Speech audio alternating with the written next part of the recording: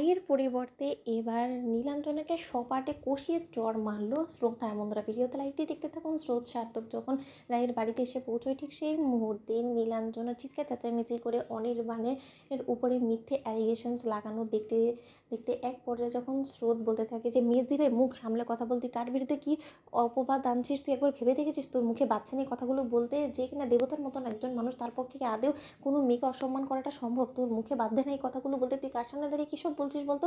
তুই ভুলে যাস না কিন্তু আমিও কিন্তু অনির্বাণ দাদাভাই শালিকা হই, এবং সেদিন অনির্বাণ দাদাভাই আমাকে ড্রপ করতে যাওয়া মাত্র সে কিন্তু আমার সঙ্গে কোনো মতে এরকম নোংরামো করার চেষ্টা করেনি। তাহলে শুধুমাত্র অনির্বাণ দাদাভাইয়ের কেন তোকেই মনে ধরলো বলতো? যে মানুষটা কিনা তোকে দু চোখে সহ্য করতে পারে না, সেই মানুষটা শুধুমাত্র রায় দিদিবের কথা রাখতে তোকে এই বাড়িতে আশ্রয় দিয়েছে, তোকে এই বাড়িতে কাজে করার জন্য আনতে বাধ্য হয়েছে, সেই মানুষটা কিনা আজকে তোর প্রতি এতটাই আকৃষ্ট হয়ে পড়লো, এতটাই তোর প্রতি দুর্বল হয়ে পড়লো যে সে রীতিমতো তোকে ছাড়া কোনো মতেই বাঁচতে পারছে না, বিধায় তোর সঙ্গে জটিপুষি করার চেষ্টা করলো।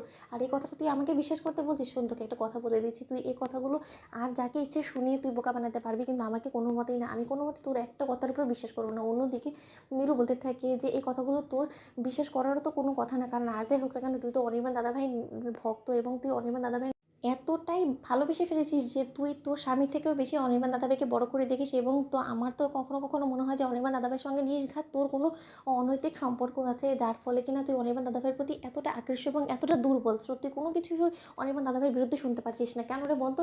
যেখানে কিনা তুই নিজে স্বয়ং দাঁড়িয়ে দেখছিস যে আজকে তোর মেজদি ভাইয়ের সঙ্গে এই মানুষটা কী ঘটানোর চেষ্টা করেছে।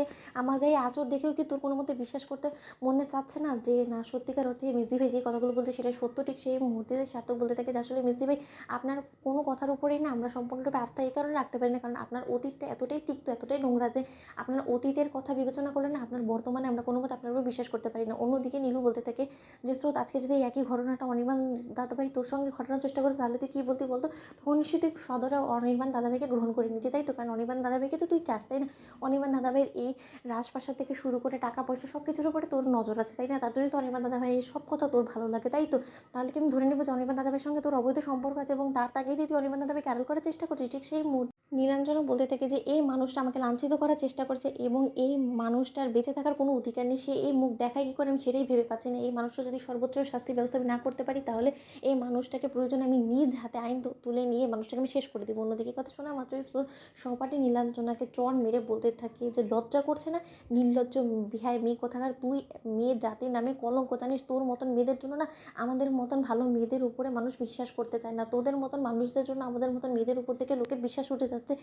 আর তোর মতন কালনাগিনী সাপ যে সংসারে ঢুকবে সেই সংসার যে ভাঙবে সেটা তো একদম নিশ্চিত। আর আমার খুব বিশ্বাস অনির্বাণ দাদাভাই নির্দোষ। তো বন্ধুরা ভিডিওটি ভালো লাগলে লাইক এবং শেয়ার করে সাবস্ক্রাইব করতে ভুলো না।